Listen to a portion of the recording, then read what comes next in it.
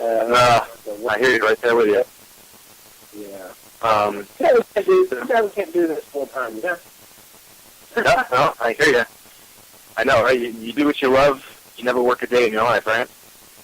Oh, yeah. Then I think it would get to you over a period of time. Right. I totally agree with you there. Yeah. So, how did all this start for you guys? Well, my name is Lee, and I from northern Cincinnati, Ohio. And back in 1998, I was looking forward to, I was married before, and I was excited to see my little boy come to this world in August of 1998. And he was born, and a couple weeks later, he passed away. He had a hypoplastic left heart. Left side of his heart wasn't fully developed. So he passed away at 2 weeks old. And in September, I started seeing this little 3-foot shadow guy out of nowhere, just popping around, being wherever I was. People were out saying, "You're not seeing this, you're not hearing this thing." And nobody was saying anything. They were giving me the eye like, "Get this guy straitjacketed right now. He's losing his mind." And, I was a guy that was into muscle cars. I was a Ford Mustang guy, and that was my thing, is cars. And I started seeing this thing, and it started getting to me to the point I needed to reach out. I needed to do some research, figure out what's going on. So I started looking around, and, in 1998, the only show on that I could think of was Most Haunted, and those people were a little cuckoo to me. So I just started doing my research and started figuring out that there's a group in Ohio called Mazda at the time that they were just, they would have meetings and just talk about activity and experiences that was going on in people's lives, and I went to a couple of them, and this was cool. So, then I started, I was like, what I got a goal is I want to find out what this is, and at the same time I want to help and educate people going through the same thing that may be lost. Maybe, they can't find the door to open up to. My goal was, my phrase was, keep looking into the unknown, and so I put that on the shirt, and then, my first T-shirt that I put out was that, and also on the back it says, "Speaking Out Forever, hold your EVPs." Never thought in a million years I'd be doing this kind of stuff and be really into the audio, because that's what we're big into is EVPs. And started their editions and, started a team. And then back in 2010, I actually met Patty, and one of my former, Patrick Gerard on my team. There's a team of 4 of us in the medium. Deb Lance, the medium. Jim Wilson is my photographer. Patrick Gerard is my tech guy, and Patty is myself. And then Patrick had his own team at the time, and he wanted a second opinion. So we came out and we took care of this to see what's going on. And when I did the review to show some of my team members how to do it, I met Patty. And I was like, whoa, So she was a case of dealing with paranormal, just like I was before I started my team. And after the reveal, we actually started going from there, and I'll let Patty talk a little bit now. We definitely caught you up to how we ended up together. I was a client, and I was a single parent, freaking out with some activity in my home that had been going on for 10 years by this time. I just, when the time came that I was a single parent, I dealt with this activity on my own for a few years, and finally I couldn't take it anymore, and I reached out for assistance. Like Lee said, Patrick had his own team. He asked for a second opinion, and that's how I, met me. And at the time, services was much quicker. Eventually, I had said, hey, if there's ever a spot available on your team, I'd really love to join. I have a lot of things to do. I don't need to be trained, but I have the drive and I'm willing to learn it. I've lived through it. So, it's scary when it's your own home, but to me, I'm not fighting to go to someone else's house and investigate or figure out what we're running into. So it was a few months later, a spot did open up, and I was sort of slid in on the team. Eventually, like we mentioned, the team broke down, and now there's just the four of us. The four of us seem to have this chemistry that just works. That's great. I know a lot of teams prefer to have many members. Some prefer to only be a couple. Whatever. For us, four is our magic number. But I'm originally born and raised in New Jersey, so I just live here. And okay. What part of Jersey? I'm from Hunterdon County. My grandma in Clinton, the famous Red Mill is, and when the time presents, hopefully we'll move back east. I would just love to be back there.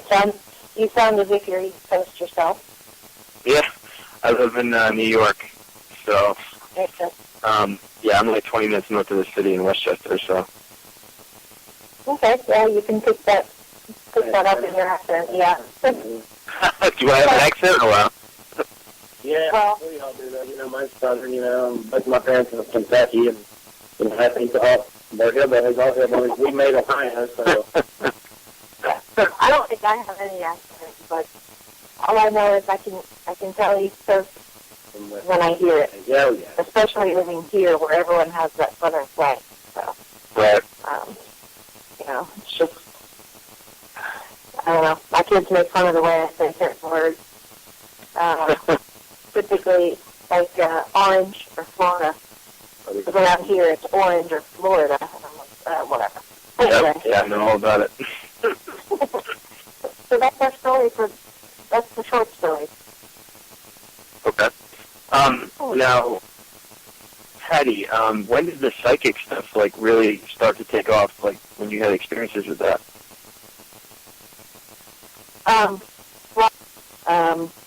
Because I think I'm a little more skeptical, usually.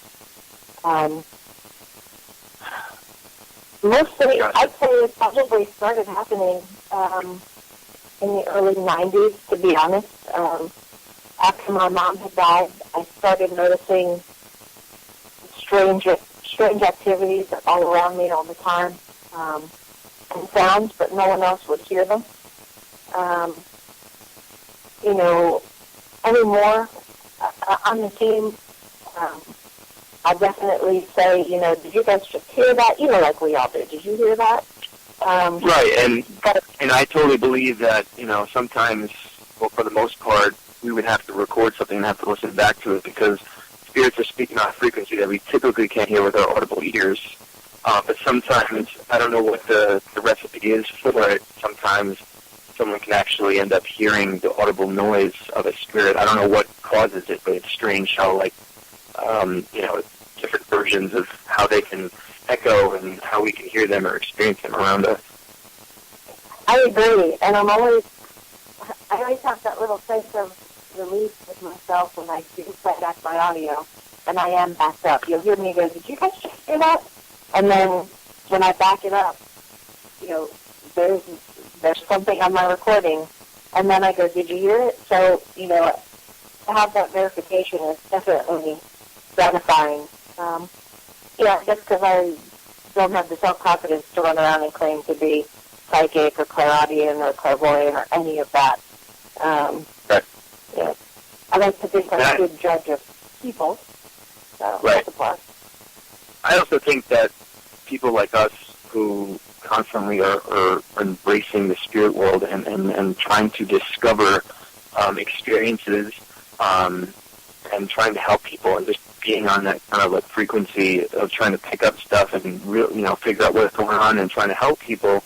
I think it, as spiritual awakenings do start to happen for people, I believe for some people it can be a little bit more natural for them. Say, I also play guitar. I took guitar lessons for 3 weeks, and my ear became my teacher, and I'm really appreciative, grateful that it was really easy for me to pick up things like that. And I think that goes for spiritual gifts too. Sometimes it's just a little easier for people when other people it would take a little bit more practice, a little bit more, hard time, working at it before you actually start to experience stuff. But that's what it's all about, embracing the spiritual experiences as we go, and I think that's just like embracing it. It's just a powerful thing for us individually. I think we just attract so much more to us. I think our color of our aura starts to change, and spirit starts to notice that, and they'll gravitate towards people who are aware of them. Yeah, I agree with that. We've always sort of thought that, for example, our house being active, when things picked up in my home, and at the time I had a 2.5-year-old and I was pregnant. So we think that children are very strong beacons, and then plus, my hormones going crazy, plus having been, maybe a little bit open myself without ever realizing it. And then, of course, now, who knows, what comes home with us on occasion, and we do everything we can to prevent that, and we do not investigate our own home. That just doesn't feel right to me. Right. We definitely will do cleansing in here, but we don't set up cameras, we don't run recorders, we just, we use some powerful prayers given to us by Bill Bean and Bill Sage, and we'll do cleansing, but we don't investigate here. But we do tell a lot of our clients, perhaps some of their activity is, maybe someone in the home is a little bit gifted, and what we think is, like I said about children, they become beacons, and spirits are like, oh, hey, they can hear me, finally I can communicate, and that's what we think a lot of the time. I totally agree with you, and I also believe that, as children, we're fresh from the spirit world, so we haven't been contaminated with the rational thought that is hammered so hardly into our heads that ghosts aren't real, and all these things aren't real, and to the point, because, the parents are sitting there, well, I want to get to sleep at night, I don't want my kid to get scared, and that's what we're all told, and I think that's how a lot of kids who actually do have abilities, and they are seeing imaginary friends who actually potentially could be spirits, actually start to lose that ability, because parents are, we all get taught, there's so many of us, that rational thought, changes our outlook at an impressionable stage of our lives as children. I also believe that's kind of why a lot of adults, if they're somewhere haunted, like people will see something in the corner. Many of the same things. Oftentimes there are children involved, and, it's always, well, my son was telling me the story about the little boy that lives in his room, or, some such thing. And then they said, well, I thought I saw something out of the corner of my eye, and every single one of them says, you're going to think I'm crazy. Mm-hmm. And so all three things were like, okay, we do not think you're crazy, because, with what we're doing. And we tell them, don't alienate your child. Don't put your child down, because they're actually coming to you. Don't suppress that for them. Now, of course, when I was dealing with it and my son was 2.5, in the beginning I kept saying, I'm sure it's a bad dream. There's not a man walking out of the corner of your room. There's not a man coming out of your closet. I'm sure you're dreaming. And then just so many crazy other things started happening. Eventually, he stopped talking about it, but he refused to stay in his bedroom. So, I probably screwed up there. He's nearly 17 now. He still doesn't like to discuss it, and he says he doesn't remember any of that, which I think is inaccurate. But, that's one thing we do like to tell our clients, try not to be so closed-minded towards your children, but listen to what they're telling you, basically. I think it's important. Kids have said, like you said, they're so innocent and so open. So. And that's what these things know, especially negative spirits with children that have more of a natural ability and have really powerful sensitivity to the spirit world. You know, so many things can come in and out and want to kind of communicate with a child. That's where some of these, you know, more bad situations can start to occur. And it's like the curious thing, too, because, I mean, everything I've experienced, too, because I do experience psychic stuff, and I'm still learning about what I can do, because I do have clairaudience. I do have the clairvoyance, and I've seen flashes of aura, and I've seen sparkles of light around people, and, like, spirit energy in like, an orb form around people and different colors of them. It's just, you know, fascinating, and just trying to embrace it all and try to figure out what capacity you can use that as a tool to, you know, help out with whatever you're trying to do, whether it's a family or in general, just bring awareness. But with spirits in general, I noticed that the easiest way that they can communicate is through dreams.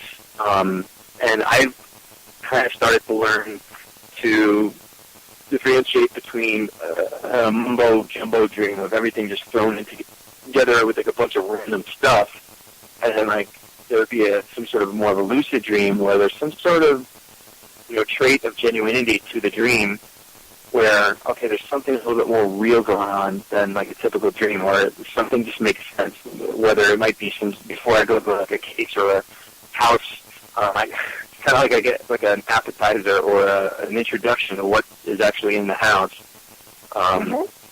It's really crazy. But I mean, I have so much stuff happen to me while I'm like trying to sleep, or I'm sure you guys experience that. Sometimes I have to leave the light on till 4 a.m. because that's when the party, you know, starts to die down. No pun intended.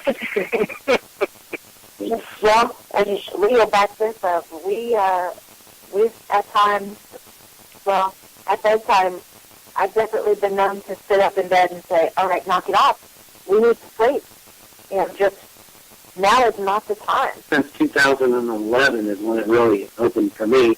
All the years, you know, tuning into something that we normally don't tune into, like audio and listening and or watching video. And I think the more you're into that, your abilities do start to open up. And all of mine opened up in 2011, May, when we were up in Mansfield Reformatory in Mansfield, Ohio. I actually saw an inmate, and the cool thing about the story is it wasn't that I saw it in today's time of 2011 when we were there. I was back in that time, and I knew where I was at. It was 1957. He died in 1950. He was only there for 3 years. And the cool thing is about the story is he showed me what happened to him in the prison.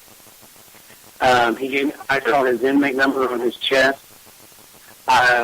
My team, it's on our website, the videos. We walked through, you know, I've never been there before in my life, and that's a big prison. And I walked him through there like I've been there. But I'm being led by this guy in 1957, and he's showing me exactly what happened. And Jim is actually asking me questions, and I'm telling him what I'm seeing. Sure enough, everything that I said was actually there in 1957 because there's photos of the place in 1957. So we got with Scott Tuchel, the guy that runs it, and we gave him an inmate number and all that. And then about an hour and a half later, he two-wayed me on the radio. He said, meet me back in the meeting room where we started at the beginning of the night. So I did, and he said, follow me to my office. And he said, sit down, here's your bottle of water because you're going to need this. And he threw this folder on my lap, and he goes, open it up. And sure enough, it was the guy that I described, I saw. And he was there from 1955 to 1957. And what they did is they called it a sweat box. They put him in the sweat box, and what that means is in the state of Ohio, they were allowed to lose 25 inmates a year. And they wanted him to suffer and kill himself. So he hung himself. And he just wanted to share a story. And what they did is when he hung himself, he took him down, and they took him out back and laid him on his stomach and shot him in the back, then told family that he tried to escape. And then ever since, you know, it started opening. It's not just opening and in the field. It's really cool, but sometimes it's really, I don't want it to open. But I can just look at somebody, and I can pick things up, what's going on, and to the point to where I got to ask them questions because it's driving me nuts. That someone on the other side is trying to get my attention to talk to them. I can shake someone's hand, and I can feel bad energy from good energy. And that's something really cool for the paranormal field, because there's so much negative people that wants to be, I don't know, I think they want to be Jason Halls or someone, and they always try to be better than the next. I can shake their hand, and I can feel that energy, and I'm like, I don't want to be around that person. Not right. That negative. And it's really cool, because me being as the medium on the team that, started this, we have a medium, and she still helps me out here, is with abilities, is if I didn't have my team, I wouldn't be as strong, because they ask questions and their energy helps. And, because people will tell me things, and, then that's what picks up, and then they start asking me questions like, what is it? What do you see? Where is he at? Where is she at? What is she doing? What is she holding? And sometimes, you probably know this too, when you're in that ability, you can get close to that person. You want to investigate that person because that's our job. But we don't want to get too close because we're afraid that if we get too close, this thing may draw, its energy may light my energy and stick with me, and I don't want that. And then you back away. But sometimes for the team, I'd have to do it for the team and for the client, because when we meet these clients, you got a husband that is totally a skeptic, but you got the mother and the children sitting over here. The kids are scared to death, and mom's biting her nails until there's nothing left, so they're bleeding. She's smoking a pack of cigarettes like it's nothing, and something's going on. But the dad doesn't see this, and I got to take it for the team, because that's what we're here for. I grew up Baptist. I believe in God. I bring God into the paranormal. That's one of the things, because I feel like 95% of our job in the paranormal field, we become accountants, because these families reach out to a total stranger to tell us what's going on. And I believe it's finances, it's all the issues they got going on, but they want to blame it on something going on in their home. Well, they created this negative energy. And sometimes there is paranormal there, but the majority of the time it's just they need somebody to talk to. And we got to guide them and direct them into the right direction. If we can't help them, we got to give them some counseling or, give them some flyers when you go back and do the reveal. Say, here, this is what you need. You may not like me after I give you these, but this is what you need. To the other cases where it's very intense, there is stuff going on, and it's just amazing, and that's what I love. I think, a couple of years ago, I thought, oh, man, I need to get out of this. It's getting too scary. God's probably telling me I need to walk away from this. So I prayed, and I prayed, and I prayed, and my, dear good friend Bill Bean, he says, no, Lee, you need to stick in this. This is where you need to be. Pray to God and see what he tells you. So I did, and God says, no, this is where you need to be, Lee. You need to be one of these guys. And that's such a problem right now. You have so many groups that are just going in to experience something like they're going to an amusement park, when these people are absolutely, potentially in serious spiritual turmoil, and someone can actually get killed, or someone can ultimately kill themselves. And if you're dealing with something that's negative or demonic, that's exactly what they're looking for. They're trying to cause chaos for us in any instance that they possibly can, and it can be seriously dangerous. I went through oppression, and it is not a walk for a freaking park. It's not freaking fun. But I could confidently say it was the worst physical experience that I've ever been through in my entire life. And I could never kill myself, but I sat there going through it. I'm like, I know people that I actually wouldn't be able to handle this type of feeling when I'm feeling. And it had lasted for about 3 weeks. And I started to recognize it, something's going on with me. I got coerced to play with the Ouija board because I wanted some live ghost show, and I'm thinking this is my first rodeo, getting involved with crazy places and going on something something somewhat legit. And I ended up going to Bobby Mackey's after that, and that's when I started having dreams and premonitions, and I was starting to see these demonic things. And but I came back from that trip, and I was scratched on the top of my feet. And after that, what did I do after that? When I started to go through oppression, and it was so bad. I don't know why, but I was going to the cemetery by myself. I was going into a trance, the same type of trance that I went into at Bobby Mackey's, and I was recording. There was these things saying "hail to this" and "hail to that," and I was smelling like rotting flesh and stuff, and just like it was just like a whirlwind of shit. And finally, I just looked up some like urosthetic protection like thing that you do for grounding, and I didn't even know what to do. Like I had to drink beers just to make it subside. I was walking up and downstairs at 5 o'clock in the morning. It felt like my family was being burnt alive. I was being stabbed all over my body. Like it is just terrible. And finally, when I did this grounding exercise, within like a few minutes, I felt like 75% better. And I just said, "Mother," like I was angry, and I saw this big red ball fly out my window right after that. Within 2 days, I was back to normal. Then I knew I was oppressed. Something amplified my emotions to the point where they were feeding off something that was like a bad situation and made it the worst possible way it possibly could have ever been. It did not make sense. Yeah. Yeah, and unfortunately. I'm sorry, go ahead. Yeah, go for it. I was just saying, unfortunately, trying to drown them out for a few years probably wasn't helping much because, unfortunately for us, we had an incident here where, Lee and I were out socially one night with some friends and had some drinks, definitely had too many, and that night, something in our home took the opportunity. Lee was wide open, and stepped in. And I had gone upstairs to go to bed before him. He said, "Okay, I'm going to let the dog out. I'll be up in a minute." And then when he came into the bedroom, I was already laying in bed, and I said, "Hey, where's the dog?" Because we have a Chihuahua. And I knew the second Lee stepped in the bedroom that I was looking at a totally different person. He looked different.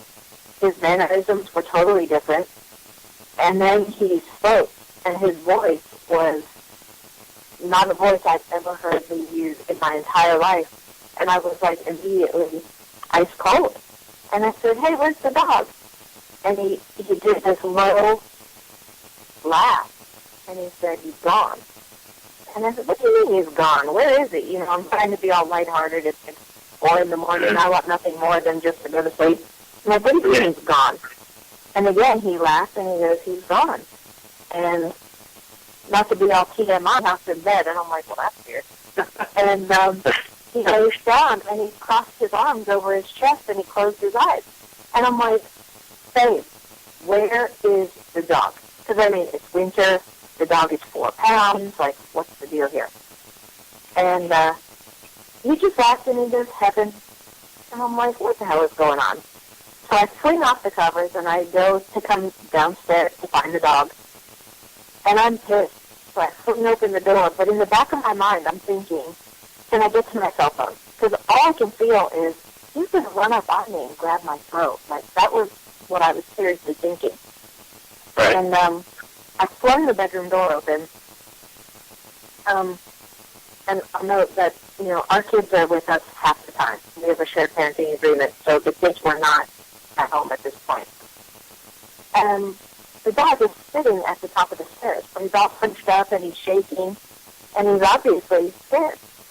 And I picked him up, and I'm like, "Thank God, there you are." And I walked back into the bedroom, and I looked at Lee, who, again, is still laying in bed with his arms crossed on his chest and his eyes closed, and he's smiling. And I said, "That's not effing funny."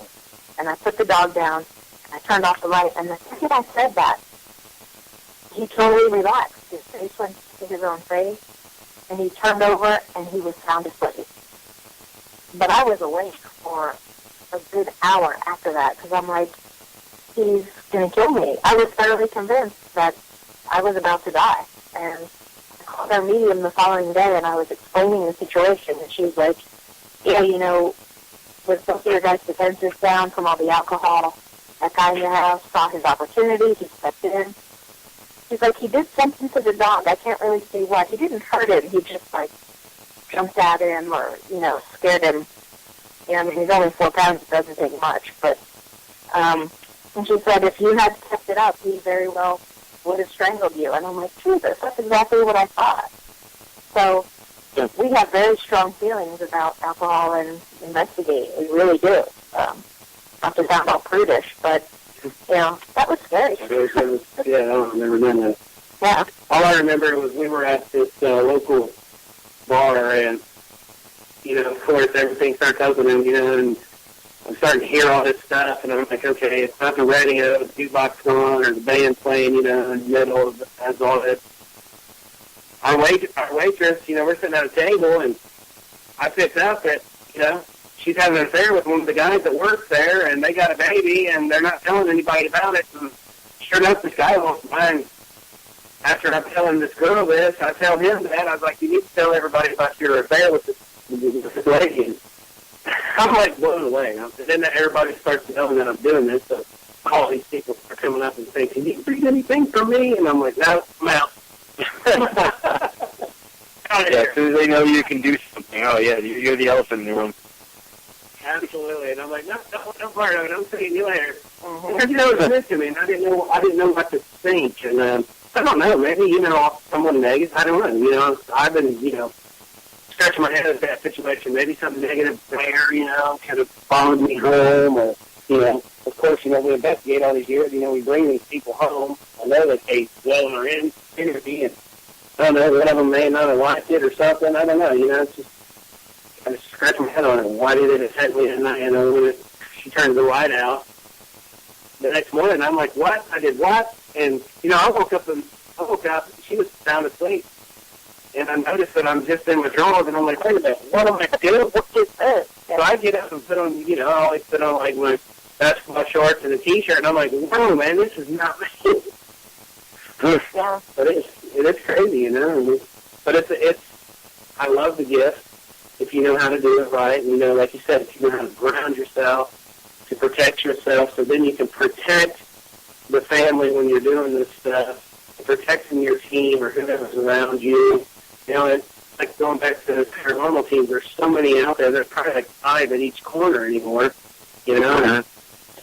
I love it, they're right to it, but, when we do these one-on-one ghost hunting classes for historical societies and all these people want to come in and they're we show them we start talking about things, we show them some evidence, we show them our equipment, because, those kind of things on TV.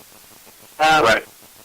Then that's one of the things. How many, we ask, how many of you want to be a paranormal investigator? How many would you like to do this? Everybody in the room wants to raise their hand. And then, by the time the evening's done, I'm like, okay, we were with you for 7-8 hours. Now, guess what we got to do? We got to go back and do another 20 hours. We got to stop and go. We got to go over video. And I said, so you're spending 2 or 3 days doing what we just did for, 7-8 hours. And, one of our things I tell people is we got 3 rules. No whispering. And I mean no whispering. And they're like, what do you mean whispering? I was like, because if you whisper at each other, what's going to happen is we got to go over the audio, and when we hear someone whisper, we're going to think it's the spirit. Yeah. And we're getting excited, we're getting pumped, and then if we let one of the other teammates hear it, we'll be like, no, wasn't Sally with me saying it? And I'm like, dude, okay, that's it. That was really cool if it was someone. Yeah, that's why I never wanted to go, on really ghostly tours and stuff like that. You just have a bunch of people who want to go once, and just everyone's loud and stuff. I mean, for anything, it's like I want to go somewhere with just a few people because, that's your best chance for experiencing something. Because, these things probably feel like it's in there. I know from the episode, which we can talk about in a second as well, that you guys just did on Haunting. What is that? What is that? Like just clairvoyance? Like, are you closing your eyes and just getting this movie played out, and this guy's kind of just coming up to you? Yeah, but it's nothing like the show. I don't do that trance thing. I don't roll my eyes back as I do. I don't do that. But that's just their Hollywood thing. I think they point to for all the real secrets to be into that. No. Like, when you go out and do an investigation, you want to do an EMF sweep to find out if there's any, high electromagnetic fields, maybe a breaker. Because I've had that done where I walked in and you can just flip a charge, pull out my, mail or whatever I'm using at the time, and then it tweaks out and shuts off. And I'm like, where's your electrical box? And then they show me the electrical box. There's a wire, and I'm like, what's this wire? Because I helped a family out, a local family here some years ago, and they were experiencing, the hallucination and nausea, and they were scared, but they were watching all the shows on TV. And sure enough, they had a water softener hooked up to a breaker. The wire was still live. Of course, it was in their basement, and that wire was literally right under the couch. So when they sat on their couch, they would feel all this, and it was like tweaking. So I told them, I don't feel like you have any paranormal activity going on in your house.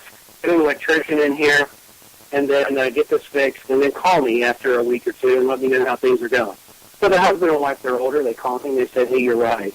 How much do we owe you? And I'm like, we don't charge. We're paranormal people. But, for electrical work, yeah, we're saving you a lot of money. Yeah.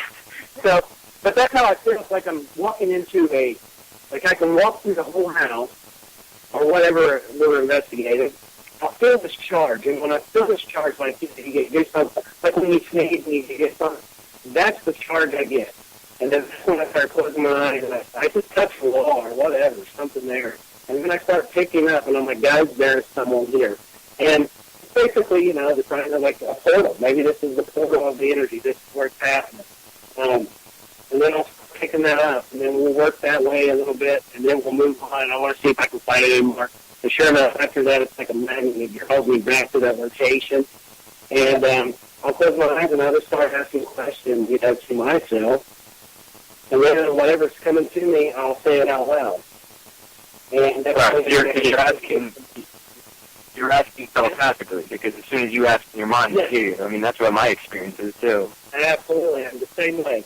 And then that's when I look back at the team of my eyes, and I'm like, guys, you need to set up a REM on here so I can give it something to trigger on you, and I'll explain, what that is.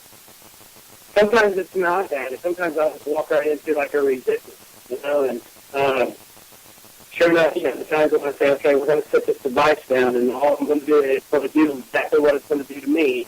And when I get close to that antenna, it's going to tweak up. And I said, sometimes you can, when you see this person, what time frame, so, sometimes I'm dealing with older people. It's like the old Simon, what was the Simon game with the red nose? I said, this is the same thing. It's just picking up colors. It's not going to hurt you. It's not going to do anything.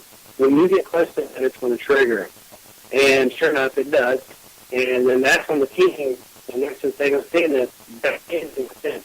Because now the moisture water's down, and hopefully we get something. And it's really cool. I really love it. It's like fishing. Once you fish one, you want more. Of course. And now it's like, I know how to protect myself, ground myself, the team, and whoever's with us. It's like I want to see if I can figure that out. And now it's like, within the first, you probably know this, within the first 5 minutes or so, you're going to know if there's anything going on in the home compared to if it's attached or if it's that person. But we're there to help, so of course we're going to give them the investigation because they feel like, that's more comforting for them. But, as me, I want to focus on the client because I feel like it's attached to them, not to the home.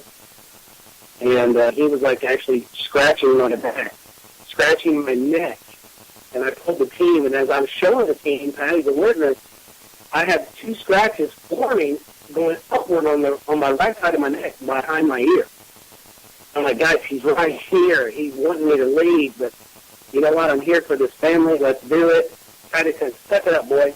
We're going to go in here and we're going to get her, the homeowner, in a room, and we're going to start questioning her. And I was like, okay, I'll be with you. So I said, each time I squeeze your finger, I'm getting torn. Well, and I wasn't quite that cold. I did say suck it up. But I said, we need to help this family. And what is it going to look like to them if we go running out of here, mid investigation, because you're getting scratched? I mean, I know it's serious, but think about why we're here. And again, I was a client. If my team had said, oh, we just got scratched, we're out tonight, what the hell would I have done? I would have, packed up and went to a hotel. You would have been wait for me. Yeah, I'm getting your car too, guys. So. And it was the thing, too, and after that happened, I went, okay, let's hit lights on. Maybe that'll, push him away from me. But it didn't until I actually walked across the street. And they were like, you all right? And I was like, no. And I tried to stop in the middle of the street around the neighborhood, and then I walked across the street on the sidewalk, and it was fine. The interesting thing with that case as well, we did that case on a Friday night. And so Friday, I was at work. We all have day jobs. I was at work, and I work in a laboratory, and I was standing at my hood, and I turned to look at the clock, and I recognized, okay, it's 2 o'clock. But as soon as I thought it was 2 o'clock, what I saw in the clock was the face of the mother of my client. And this huge feeling of dread just washed over my body. And I told Lee, I'm like, we're going to have trouble with this girl's mom tonight. Like, I don't know what, I don't know why, but we need to watch ourselves with her. And I don't think she gave us trouble, but she was definitely propagating a lot of the activity we encountered. And she was not necessarily a good person, and unfortunately our client is estranged from her mother now. We never told her this. I was going to run in and be like, lady, your mom's nuts, you need to watch your back with her. It was just something I mentioned to the team for ourselves. So, we definitely, like you said, you have your lucid dreaming. We get flashes like that. It may be a dream, or often when we're driving to an investigation, because luckily there's 4 of us. We 99% of the time go in one car. There's a lot of discussion in the car of, okay, I think the house is going to look like this. The impacted particularly, they'll be like, well, I see a long staircase, and I think there's a lady, they definitely start picking up before we arrive, so interesting. Yeah, that's good. I think it's good, to work synergistically, kind of like playing on that spiritual muscle, trying to flex it and get it stronger as you go. I'm also trying to find my place, too, for me, because what I've learned, I just went recently I had these people on my show, this guy, he's writing a book, The Horsefly Chronicles, and they invited me over to the house to, go check it out before, they came on the show, and, I got to say, I never experienced what I felt like when I went in this guy's basement. I went in the basement, and I put my foot down in the basement, and this guy is messed around with black magic and stuff and some serious dark stuff. And since he brought me down by myself to the basement when I first hit the basement floor, I just felt like this tsunami of oppressiveness. It was so thick, and it just felt like someone threw me in a tank full of sharks, and at the bottom of the tank waiting for them to come up and take a chomp out of me. And my eyes were watering. It was so strong. It was just this intense, crazy feeling. And I look behind the guy, and I just see this grapefruit-sized, black orb. And I'm staring at it, and I'm like, the guy doesn't see it. I said, I see a huge black orb behind you. He's like, there's other psychics that actually had seen this black orb behind him. And it was just crazy. I've never felt I've been to some negative places before, but wow. For me, it's it's good for me to go to these places because I'm trying to figure out why I'm feeling something, where I'm feeling it, what exactly I'm feeling, what's triggering it, and how can I figure out what it is and what's going on and what's the purpose? Because typically if I go to a haunted place, I get this huge buzz in my gut. It's very electrical, and that's what I get, and the chills will come after that. It's right in my gut, wow, I feel like I just put my finger through an electrical socket or something. I get the same thing. What I was going to ask you, do you meditate to help practice to bring about your abilities more and to keep them, progressive or? Actually, I got our medium Deb and another friend of ours, she's a medium on Pennsylvania, Captain Mary. They do work. They do mind games with me, and I just practice those. And really, I only use it. My ability is when I focus on our case that's coming up, or if something comes to me from the previous case that I didn't feel or feeling I was there. If I'm sitting going over audio, I may write some notes down man, I didn't think about that. It could be dead, one that I'm listening to, but I'm still picking something up. I'm still feeling the vibe from that location. But they told me, recently that both weeks come help me. We're doing a case next Saturday. I didn't hear too much about it, but Patty was on the phone with the client, and they watched the show, and they reached out to us, and they live around Columbus, Ohio. And we're going to go out and check it out. And so I did some meditation, just to clear my mind. I don't want anything, and I want to focus on this. And when Patty got finished, I said, that the land that they're on was walked on a lot before anybody thought about building on it. I feel that there's a Civil War soldier there. I feel like there's a few bodies, but I feel like the residual soldier is there. There's a lot of limestone quartz there. There's a well. They have ley lines there with the water and the railroad tracks. And it's Sunday, so we got till next Saturday, so of course it's going to start building and building. But yeah, it's really cool to have, that's something big I mentioned is networking. We don't know everything, but it's cool to know people that can help you. And that's very hard to find in the paranormal because everybody's like, I'm better than you. I don't want to help you. You're crazy. You're losing your mind. You're not really seeing this. Or, when you post something that's something good about you or your team, then everybody's like on the drama side. And I'm like, really? Yeah, I bring this up all the time, too. It's like, we're in the spiritual field. We're supposed to be more aware of our actions and how we affect people negatively and positively, way more so than the average John or Jane Doe. Like, we're supposed to be like, wow. I mean, especially when it comes to spirituality, like, the one thing that should be pretty much non-existent, even though we are humans, is ego. And that seems to be a big problem with the field, is because this is turning into, like, Battle of the Bands, not trying to help people, because these gifts are from God. These gifts are from God, and we're not here to have, like, groupies and, just focus on, ratings. And I know it can be, like, probably, I mean, obviously I've heard a lot about these TV shows, and obviously when they start seeing their checks and the network's like, hey, you guys aren't getting enough evidence, we're going to have to fake some stuff, and then obviously, hey, this is their livelihood, then you got to fake some stuff. And I think that, does start to pollute some of these people's minds, and then they become something they probably would have never wanted to in the first place. And especially if you're dealing with dark entities, that's exactly what they want you to do. Fall right back into greed and some of the 7 deadly sins and using your ego and stepping on people to be more important. And the other, I mean, we should all be working synergistically to find more answers to the paranormal, find out why it's happening, and find out, other ways we can help people when they're going through spiritual turmoil. Because, I mean, we certainly found out a nice big chunk, but I think we're far from over, because we're only, like, speculating, what's going on, what these spirits are doing, like, to have a psychic and, like you said, the team, and everyone's asking questions, but they're all little pieces to the puzzle that you can bring to the big picture, but it's never the full picture. You can only, half of it's only speculation.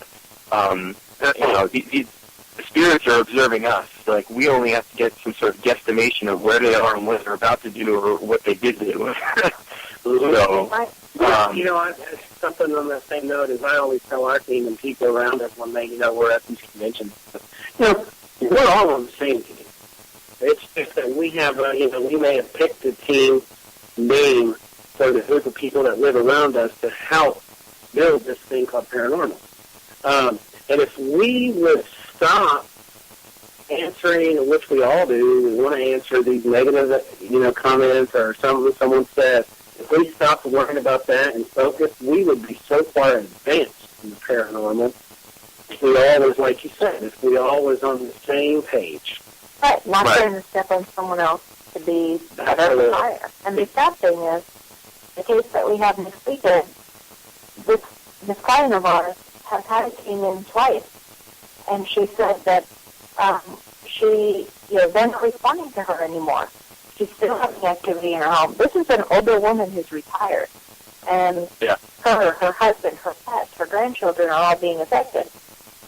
Her team will not respond to her phone calls or emails or anything now, and that seriously pisses me off. I mean, they came in, they perhaps inadvertently stirred some things up, and now they've left them out to dry. They came in a second time, continued to do it, didn't help her, but also didn't direct her to someone who could. Yeah. So that's what we assured her. And I feel that, too. That's like one of the keys that's just all about, let me see if I can get 100 EVPs or this cool, thing on video. That's it, And then it's like, oh, wait, what was he really there for? And that's the thing we tell every single one of our clients. If we cannot help you, if we cannot find a resolution, we'll find someone who can. We're not just going to leave you high and dry. Well, we're not going to try to do something that you can't do. Right. No, right. You have to play relay with someone. You guys work with Bill Bean. I know Bill Bean. I met him once, and his reputation's amazing. And he goes around, travels around for free, trying to make sure people are getting through what they need to get through.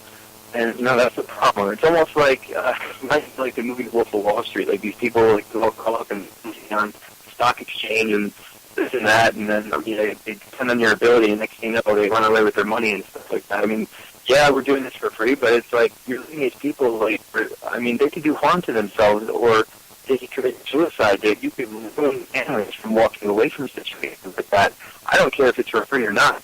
And that's why it's so serious to me, where people can't just be like, okay, we're going on a ghost hunt. Like, it's one thing you want to go into an abandoned building and be ignorant and get yourself into trouble and go in and provoke like some of the stupid idiots do on TV, but, it's a total different animal. If you're going to go into a house and tell, people that you're going to help them, and they're literally going through horrible, horrible situations, unfathomable situations, and walk away just because, wow, I got an EVP, it was crazy, let's run out of the house and just, put them on block. I mean, that's terrible. Right. Yeah, this lady was in tears on the phone with me. And I'm like, I understand. We gave her some tips to kind of try in the meantime so we can get to her, to maybe ease some pressure in the home. But she felt so much better, A, that we had responded to her email, and secondly, that we assured her we're not going to just come in and abandon you. That's not how we roll. Just like you said, sometimes people just need to talk to someone who kind of knows what's going on, and we'll give them, even if you can have them. Even if it's going to be someone who's going to come into a month, if you at least do not sever the verbal connection that you've got going on with the family, they don't feel abandoned and feel alone. It is a plus because 20, 30 years ago when you guys first started, a lot more people would be worried about coming out with this sort of thing and be ridiculed from their town. But I think there is pluses to this with the spiritual awareness that are going on in the country and the world, because it is easy to find people online, but now that there's so many other paranormal groups, you have to be really careful what kind of group you go to, because that's you can't just pick anyone who's close by. And I think that's the problem, is that convenience for people. They're like, oh, this is a close paranormal group. They should be really more picky of who they're trying to work with. Like, hey, it's just like you're trying to get someone to represent you as a lawyer to try and get you out of a situation so you don't go to jail. And in this situation, it's kind of like spiritual jail for these families. Some of them are sleeping on on the couch, 5 or 6 of them on the floor in the living room because they only are afraid to go in the rooms. It's just terrible. It is, and the thing about, like you said, oh, these people are close, I'll just use them. Next weekend, I haven't really looked at MapQuest or anything, but I'm pretty sure our investigation is 2 to 3 hours away. Chances are when we come home, we'll leave the house probably 5 p.m. Saturday. More often than not, we won't get home till 3 or 4 in the morning. And then there's definitely times when Lee and I are taking sea salt showers before we go to bed because we want to cleanse ourselves of anything that may piggyback right along with us. So, and I feel like doing that, the sea salt and the grounding and stuff, that has become like a routine for me. Even with disabilities open enough. How often do you do that? How often do you ground? Every chance before and after the investigation. Because I want to, I do a protection prayer off the property, and that's something with Bill. I always call him Brother Bill. He taught me, Lee, you need to ground yourself, protect yourself before, and bring in God. And just picture this residence and bring, and just think of that bright light inside that, where it's shooting out the windows, the doorways, and then guide your team in there and just basically protect them, protect the homeowners, do what you're meant to do, and before you leave, do a prayer. And, sometimes you don't know how people are, if they believe in God. But, and that's, I just say, so important, too. It is. I say, can you do me a favor? Before we leave, I would like to do a prayer, and I'm going to do it in the Baptist form. But, if you don't believe, just pray to whatever you believe in, and we can get this cured. Because I'm going to do this, because I have to do. And then, of course, when we're on the road, I do a prayer for the team, because I don't want something to jump on the back of the car and get in. It's very important, because I've heard, mediums, like our friend Deb, she, you may know her, Deb Lance. Tough familiar. She was investigating in Gettysburg, and on her way home that Sunday, she said she's driving, and she dropped off some people in Pennsylvania, and she was on her way home. And she looked in the rearview mirror, and she saw a soldier in the backseat of the car. And she got home, and he stayed with her for 2 or 3 days. And she said, Leah, we're living hell. But I got him back.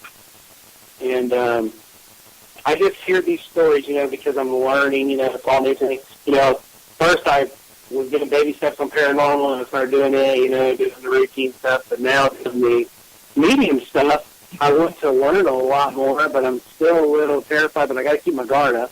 But it's hearing these stories of other people telling me things, and so, we keep peace, calm, and fear by. And you got to protect yourself, because we got to be strong for our clients. And we got to keep straight, because if we go into their residence and we just look at each other with that, oh no, did you hear that? I think they pick that up, and they're like, what do you mean? What's going on? And Patrick, he's been big into that Ecovox, that app on the phone. Right, is that similar to the Spirit Box? Yeah, and I'm not. I can't hear it, and it really messes me up big time. So I got to walk away. Patty's the same. As soon as he fires it up, we're splitting up. We're going different directions. Because I can't hear what he's trying to hear. And it's tough to use those things, because you have to pinpoint the voice on there.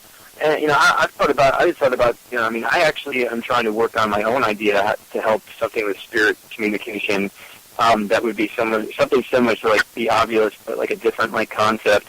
I've actually, like, sent the patent in I'm waiting for it to get approved, and then I'm hoping to, like, test it out for wanted. But, like, the Spirit Box, it's tough.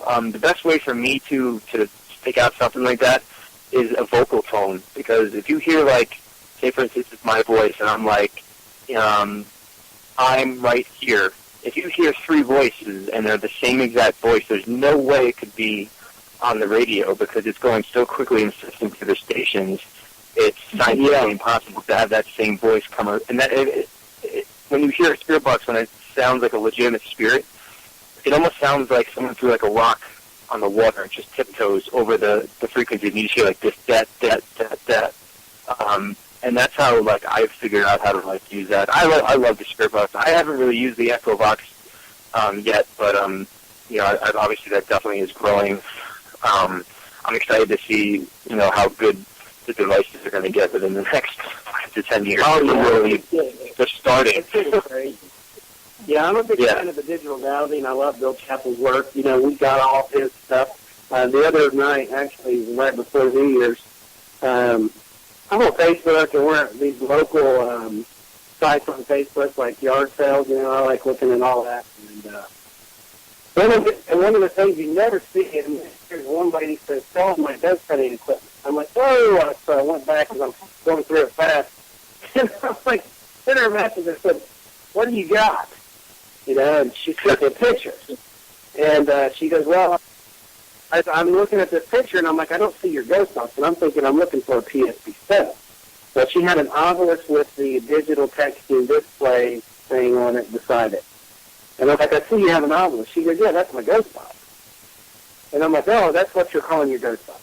And I said, well, what would you ask for that? And, you know, I know what it cost me there with that DT there, about $300.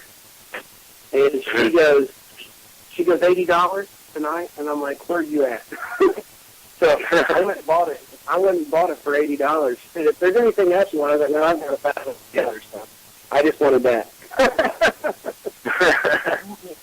And the point, no, my favorite thing about those is that, you know, the obelisk, of course, speaks the word. And Patrick has a couple of different obelisk devices. He's got the goggles, and he's got, I forget what the other one's called.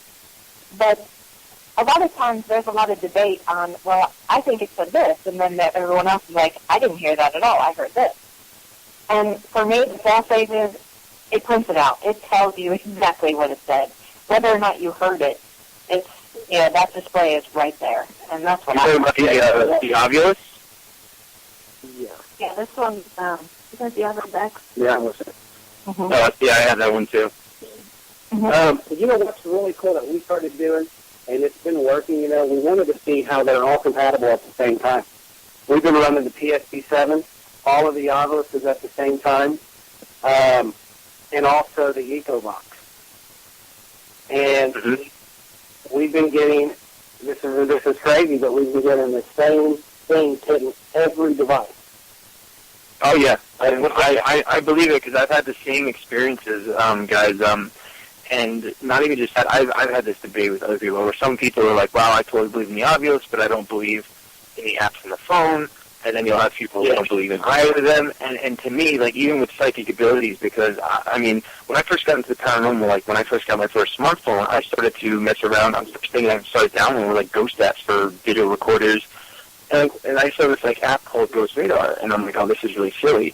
And then I'm like, you know, I downloaded it, and I went through, all of a sudden I went on the website, and there were already, like, thousands of people's stories with weird experiences with it. I'm like, wow, that's, like, pretty bizarre. So I gave it a little try, and then I started to have crazy-ass experiences with it. I'm a musician, and I ended up writing a theme song for that app. It's really funny. But then I started to work, yeah, I don't know if you guys ever heard it. It's pretty funny, but I totally believe in that app as well, and actually I heard that Bill Chappell even said that Ghost Star is just as good as anything. I mean, he also has the Ovilus app, and the difference between how the app would work towards the Ovilus is that the Ovilus is measuring EMF, and they say that the spirit can manipulate the EMF, and then it uses the database of words and then assigns it as one of the words. And for the phone, it's trying to do those same type of calculations, but it's using the GPS sensors and the Wi-Fi sensors that are in the new smartphones to kind of analyze the energies that are going around the phone. And, you know, and to me, I've had so many experiences. And then to me, this is where I came up with my own idea to hopefully get it to work. Because when he came out with, like, a newer part of this app, Ghost Radar, I gave him, like, a bunch of ideas to improve on the idea, because I'm like, well, I look at the Ovilus. I'm like, all right, this is a cool feature. You can go in and you can change some of the words, and you can put a couple of our names in to make it prevalent to a situation like that. But, I mean, it still only has about 2,000 words or something like that. And I told this guy, I'm like, why don't you, you know, put in 3,000 words into your app to start off, and then why don't you put in a feature where we can add in as many things infinitely into the app? And that's when I sat there with my app, and I would come up with phrases, not even names, like common phrases that would be said in haunted places, like "get out," "I'm right behind you," "I'm right in front of you," demonic possession or poltergeist activity, anything I could think of, because the more words you put into something that potentially could work with spirit communication, you're making it easier for them to communicate. Because theoretically, if this truly does work, which I truly do believe that these things do work, say one spirit saying one word in a sentence when we're surrounded by like a handful or a dozen spirits, like to be able to get one word out of one sentence out of these spirits to even make any sense to us are like so freaking tough as it is. You're not that's why it's like, to me, it's like, let's make it as easy it is for them to communicate. And for something like the Ovilus, that thing should have like 10,000 words. It should have common phrases that we use. They could use those. That'd be you're going to get it. That would be awesome, because ours always says, what we get a lot is Pat. Okay. P-A-P. Yeah. Is that Patrick? Is it Patty? Is it pat your bum? Like, right. What the heck is it? You know, and it can only use those words that are in the vocabulary, and that's the problem. It stops there. You need to improve on the idea to the point where they're able to use a database of all the words that we have in our language, all of them. And my idea, if I can get it to work, I wanted to try to pick up a word from a spirit through EVP and say the word out loud, and I want to put the technology into a device where if it can understand it, if it works, then have you can have it looking for 10 different languages. So if you're out somewhere and someone speaks an EVP that says in a Class A EVP like, muerto, which means death, it would come up on the screen or the actual device and it would say muerto, English definition, death. Like, that to me is like pushing to a level where it's like so far away from just getting these like one word like, demon. Everyone's like, whoa. Right. Like, this is crazy. You know, at one of our recent investigations, Patrick's running the Echo Box, and, you know, again, for myself, I'm being supportive. I'm not saying a whole lot because I have a difficult time hearing anything with it. But all of a sudden, our client's like, that was German. Well, I don't speak German, so how the hell would I know? And I don't want to be rude and say to my client, really, are you fluent in German? What was it? Because again, I want to prove. Show me that word and prove to me that it is German, that you know that it is. And it's just, I think that's a great idea because, before I was on the team, Lee was over at my house and he was doing some audio review, and he's like, what do you think this word is? What do you think the spirit's saying? And I said, well, to me, it sounds like the French word for God. And, Lee wasn't familiar with French. I don't know if that's really what it was, but that's what it sounded like. So I think you have a great idea there. I think that's definitely, that would be super helpful. Oh, my God. Yeah, exactly. I mean, I just think about, like, taking an idea. Okay, this is a beginning. Now let's push it to its fullest capacity. Let's have a device where it has the ability to say anything that a spirit wants to say. It's not going to be words like the and. Like, are you kidding me? What are we going to do with that? What are we going to do with that? We need stuff that is prevalent to cases that we're going to be getting in names, because it only has, 100 names in there, and it doesn't have, funky names. Like, why can't we have this hooked up to, a Google processor that literally has every single word in the dictionary, rather than some database that's limited?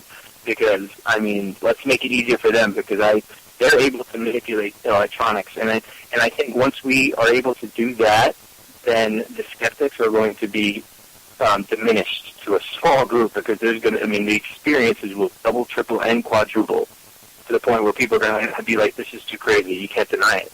Because I've had experience with stuff. That's why I would sit there with the Ghost Radar Connect, because I told them to put that feature on there. And I like I said, I would put in phrases and sentences that maybe they would say, and some people would say, you put that in there, that's why it said that. Well, you know what, it's not about what it says, it's when it says it. Because the timing is, all about synchronicity when it comes to spirits. And, when it says it, to me, is wow. To me, it's crazy. I mean, especially with me, with having psychic abilities and correlating with the experiences with the app. And I like about my phone, because it's a Droid phone, and I can leave that app on in the background, and while I'm sleeping, it'll say the words spoken, a list of words that were spoken while I was sleeping. And it's really interesting.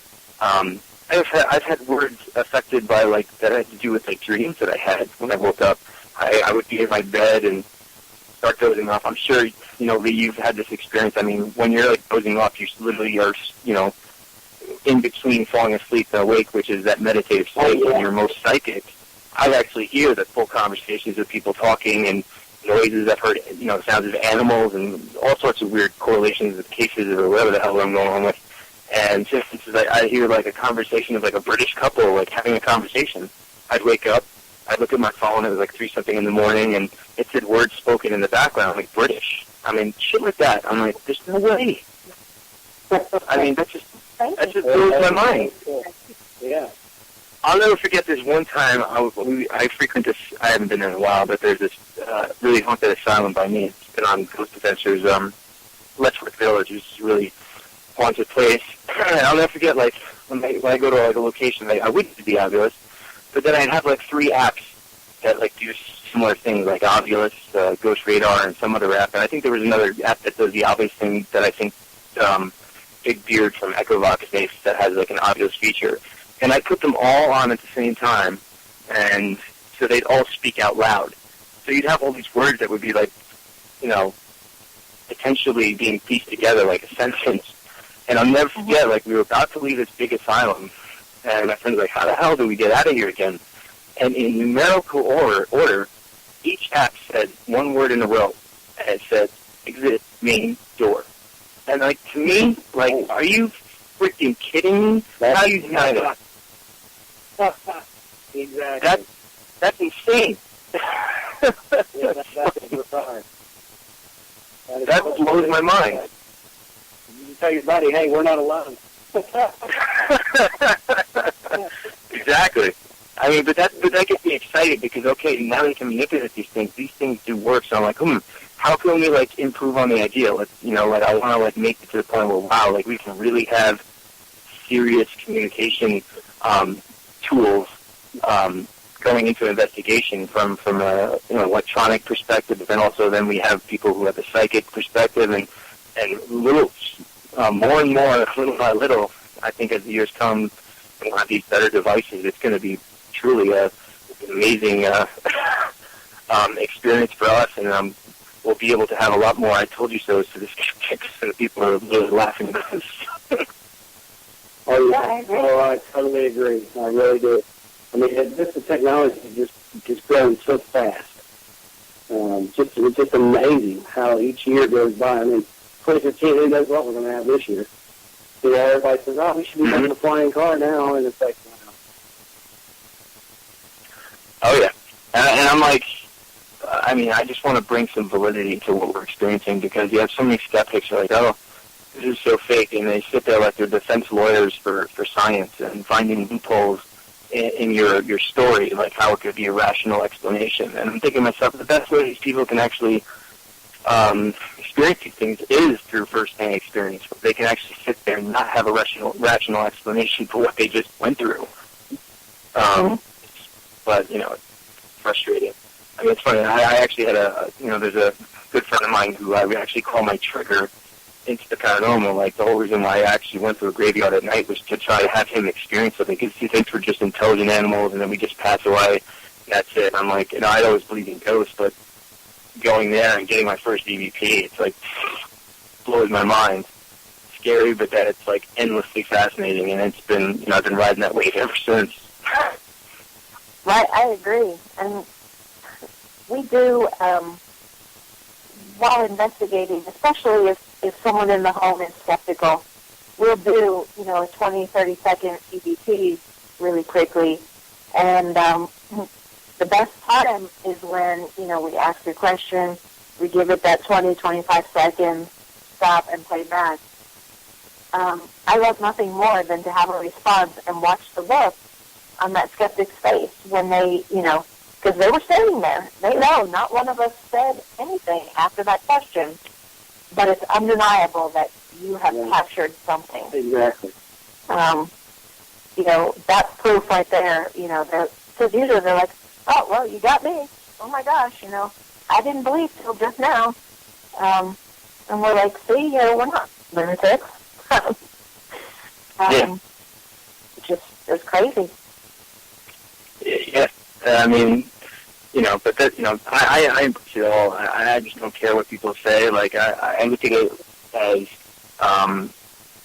when we die, the cat's out of the bag. And most people sit there and live through their lives. Maybe they believe in this stuff. I mean, I think about all the people that actually go to church and they pray. Do they really, believe in God, or just are they used to just going?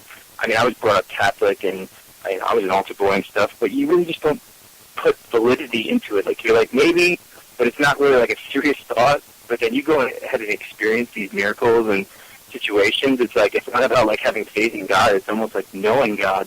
exist, knowing angels are around, knowing there are ghosts all around us and people watching over us. We're never alone.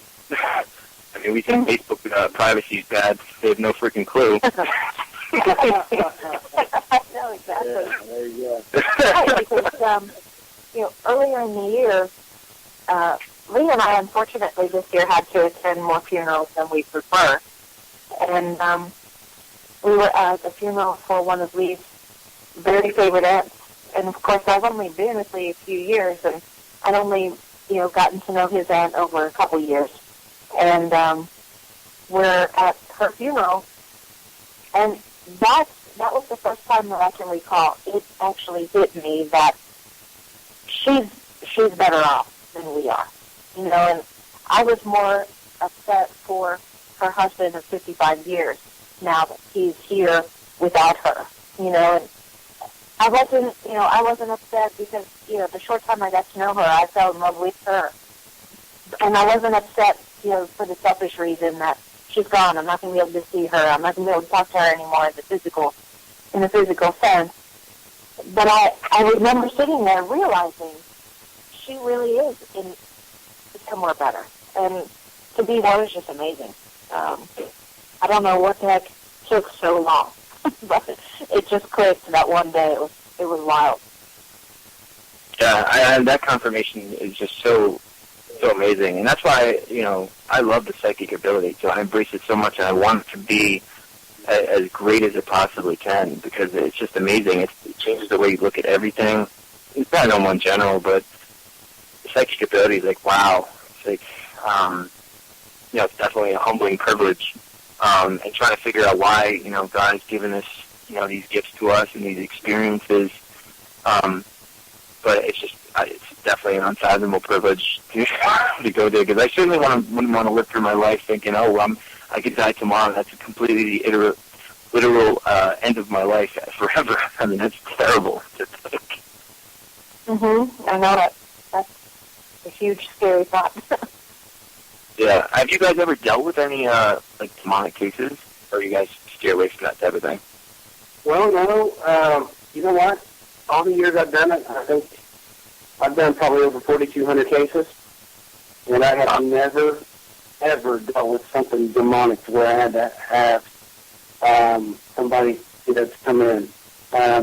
Everything, of course, all the clients call and they say, well, I had this, and I feel like it's coming across the recorder here. It sounds demonic. Or, this is going on, and I feel like it's a demonic. Well, pretty much after we do our studies and cases at their place, I feel more like it's just a bully. We don't feel that, and we'll do a cleansing in the home, and burn some white sage, and then they don't have any problems. And I'm like, I'll call them up and check on them, and I'm like, how's it going? It's going great. And I was like, well, okay, if there was a demonic issue, it wouldn't be going great right now.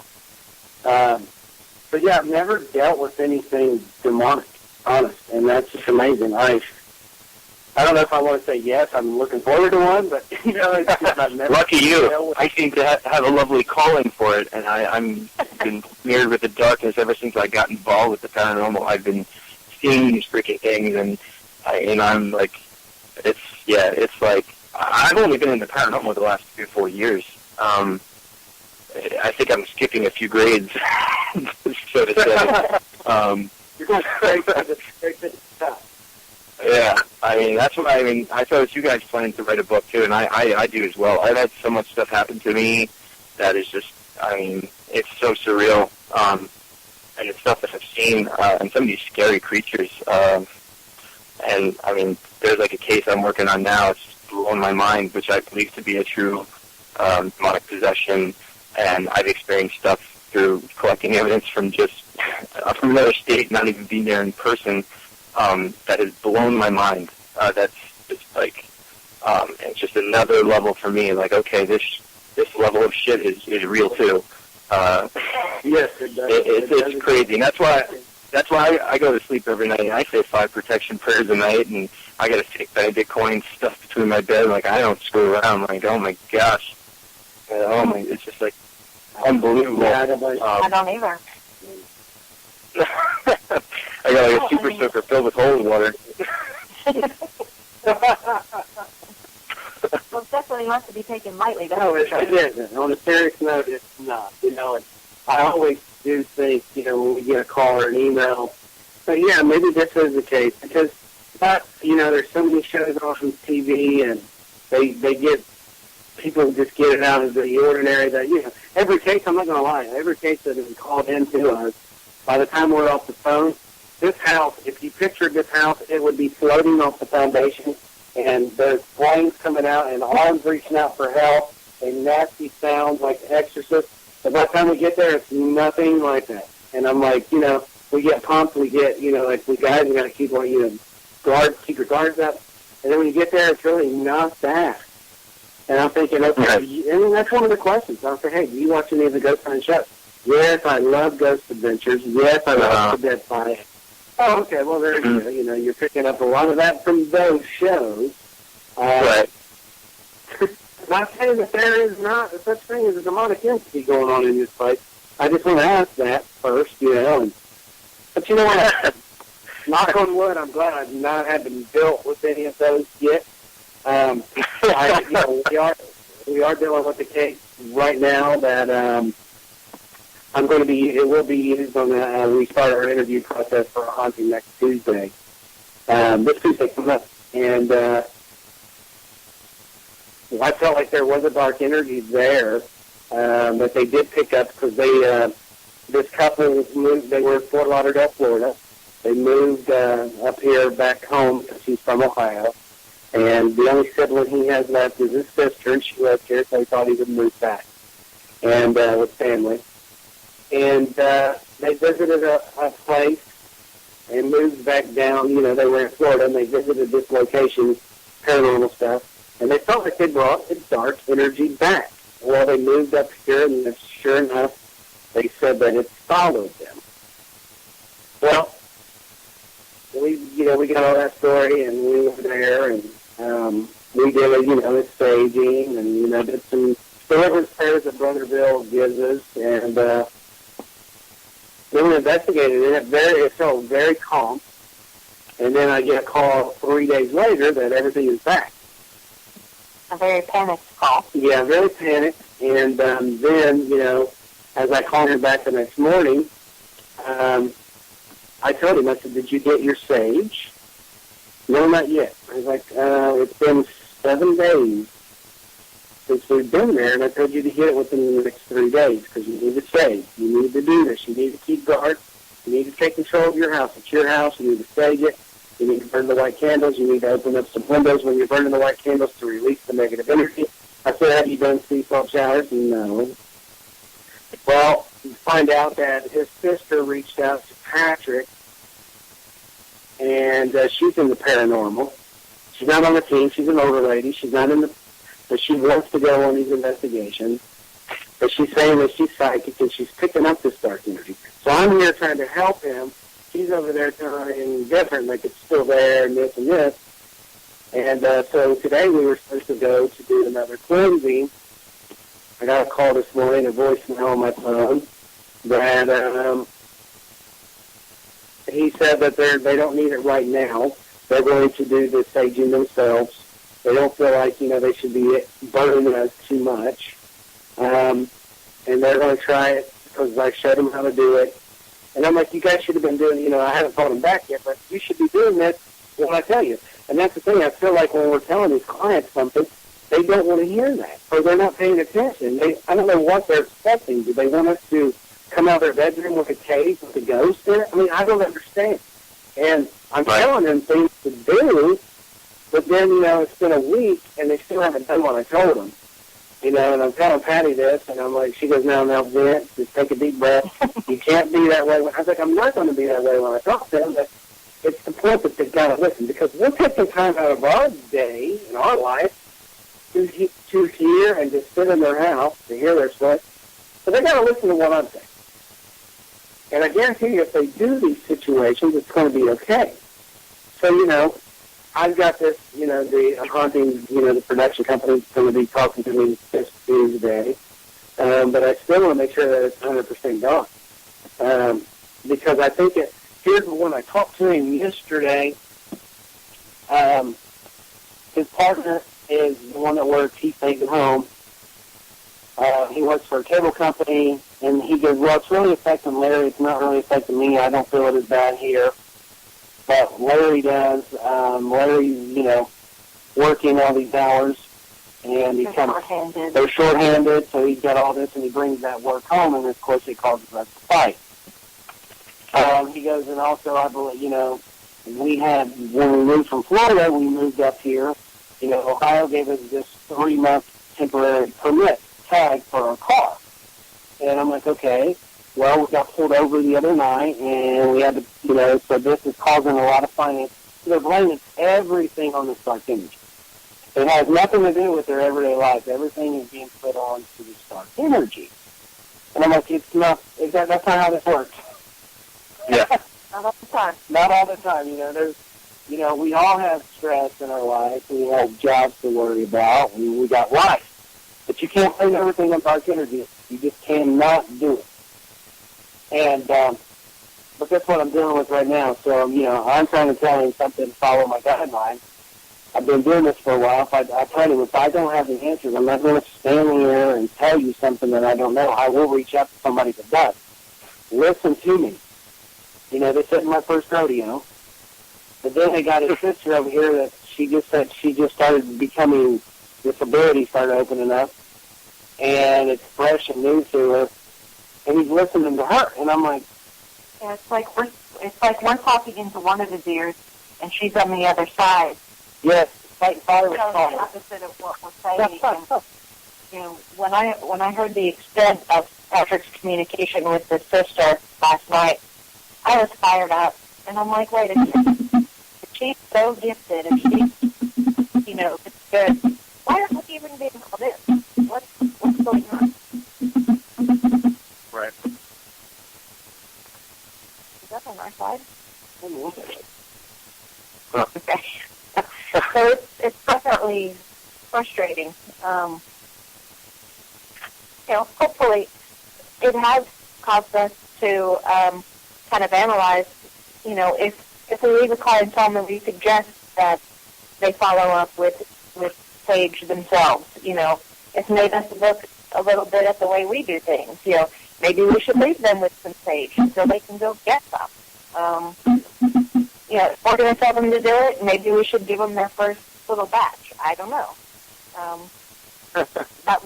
It still doesn't mean that they will proceed and do it, but at least we know we have done everything that we can.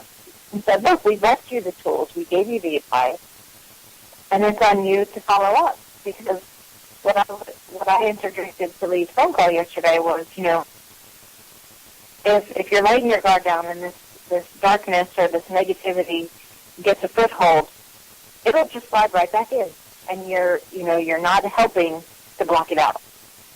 So, absolutely, I'm with you 100%. Right, and the other thing, when we said earlier, what do these people want? Do they want us to come walk out with the case and say, okay, here's the ghost, we're leaving now, goodbye? I do think that there are occasionally some cases where they expect to be entertained. Honestly, when we're called in, we explain to our clients when we investigate, okay, we understand this may be affecting your children, but we prefer that you have your children stay elsewhere while we're there. We don't want to investigate with your kids, your grandkids in the home. And for that matter, we really only want the people that live there to be there. And we've had people who want to invite a bunch of friends over. We're not your circus sideshow, and we can't give you a serious investigation if you're having a party. And, we've had investigations canceled because of that. And, well, so be it then. Well, it just shows their true intent of why you're coming over there. And you guys are wasting your time, and that becomes frustrating for people like you who are, credible in the field and trying to do the absolute, genuine right thing. And these people are wasting your time, your efforts, your traveling, your money, and there's two sides to everything here. I mean, it's not just bad paranormal groups. There's actually bad clients who are actually taking advantage, and that also probably inspires paranormal groups to also say, like, well, screw it. If they don't care, I don't care. Right. We'll give them what they want. They want the show, we'll give it to them. Right. We definitely get pretty wound up. Yeah, I think the most important part, it's kind of like a bum on the side of the street. I mean, you know, most of us don't want to give him any money because he's probably going to go waste it on alcohol or drugs or whatever. But the fact is that you're going out of your way and trying to do the right thing by that person. So if you give him a $5 bill or $10 bill, you're trying to help that person. That's all God expects, and that's all, you know, we can do is try to do the right thing. If we get screwed in the process, our intent and our genuinity behind our actions is all the most important, in my opinion. I agree. Amen. Mm-hmm. If we can get everybody to agree on that, we would be rocking and rolling. We'd be on another plane. You're not kidding, man. You know what? It'd be like that old song, Moving On Up. Yes. Yeah. Yes, I'm actually just said on chat before, 4,200 cases and nothing demonic. That is so comforting to know that there's not as, you know, they're not as popular as the media makes it out to be. Yeah, I mean, I'm thinking like, oh, I'm just that lucky. Definitely. I probably had like 12. Yeah, I'll pass them to you to get any of them. Yeah, thanks. Know this guy, maybe know this guy that can come out and help you out. Don't come over again, I'll call you too. Yeah. And then I get the introductions in my dreams. Oh my gosh, it's like it's crazy. Like I said, yeah, I'm like I wake up sometimes and it's like, yep, that's it. Getting up, turning, leaving the lights on until 4 a.m. I'm like, all right, things are way better now. Yeah. Well, you know, it's the old be careful what you wish for, and I don't want to say I would wish for a demonic case because nobody wants to wish that upon anyone. But I will say I'm curious about it. I'm not asking for one. I don't, you know, again, I want to be very clear about that. But, you know, we had something referred to us from, they called the team, said, oh, I think there's a demon in my house. This guy wouldn't touch it at all. He referred them straight to us, and we're like, yeah, we'll come out. You're 3 hours away? Okay, sure, we'll be there. Right. We didn't run into any demons in there. What we ran into was like a hoarder house that was very uncomfortable to even be in. Oh, boy, those are the worst. Oh, my goodness. And one of the clients was essentially bedridden, so that was different for us. But we did not encounter any sort of demonic entities there at all. And we also found a lot of drug paraphernalia as well. So, you know, you got to watch your ass when you're going into these strangers' homes. As much as you have to be careful who they're calling in. At the same time, you know, you said something earlier, and my immediate thought was, I'm concerned for you because you sound like you were going by yourself.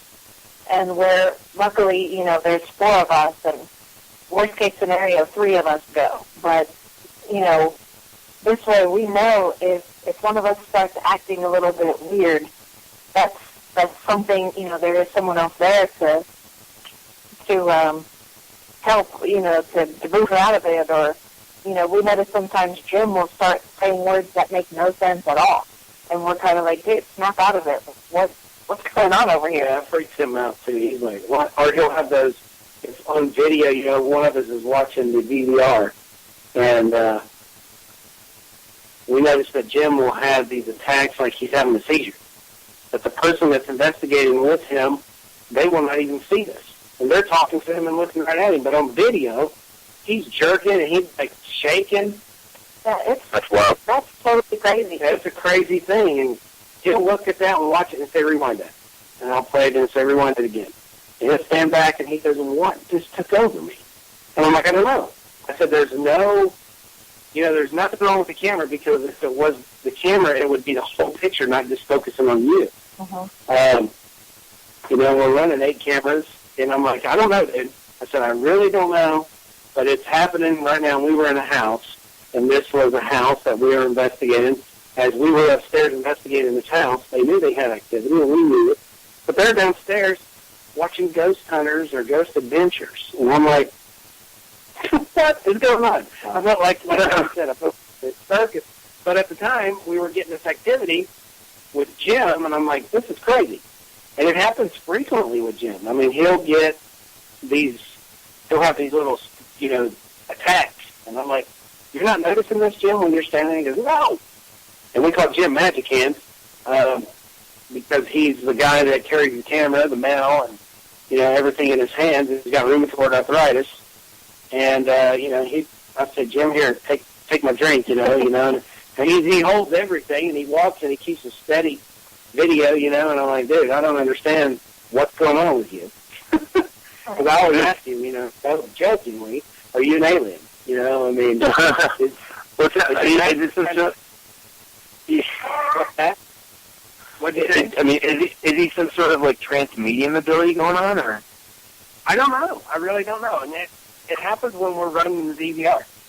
Right, and the other thing we notice with Jim is there's a lot of times he gets so frustrated investigating because he doesn't experience the same things that the rest of us do.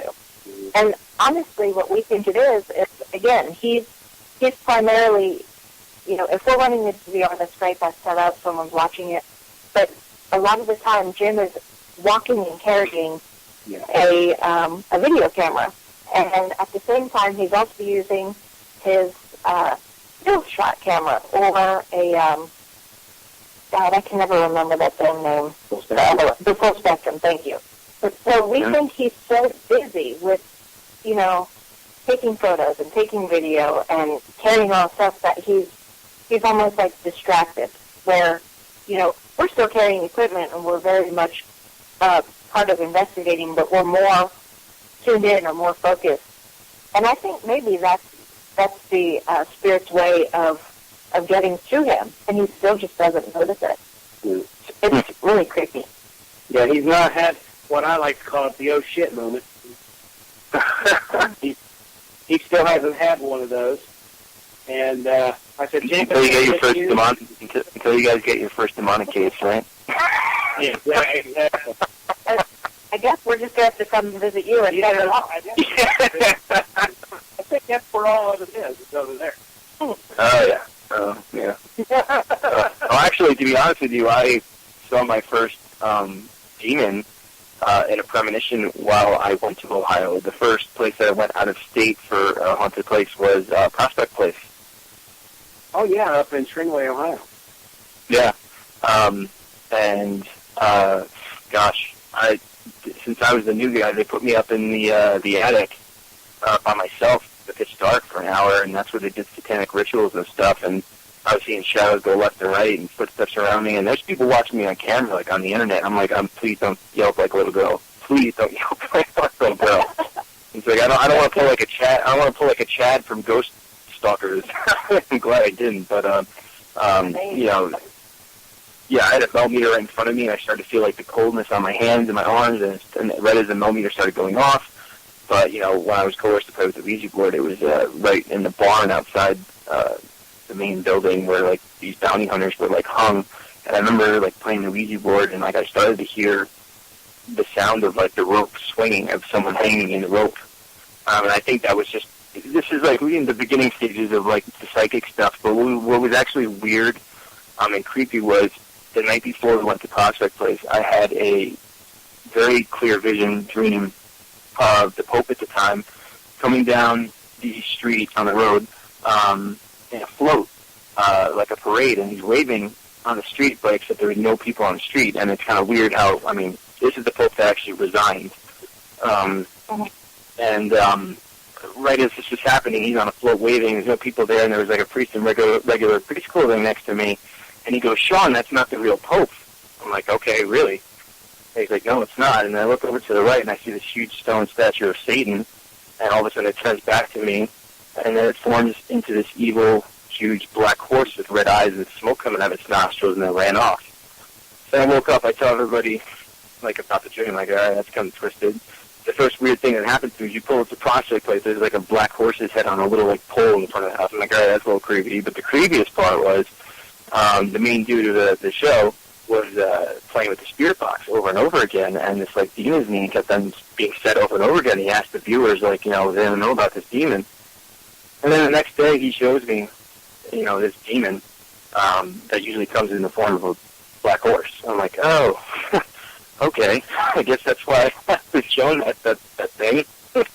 Like, that was the beginning of like, oh, here I get the introductions to the creatures of the night. Oh, nice to meet you.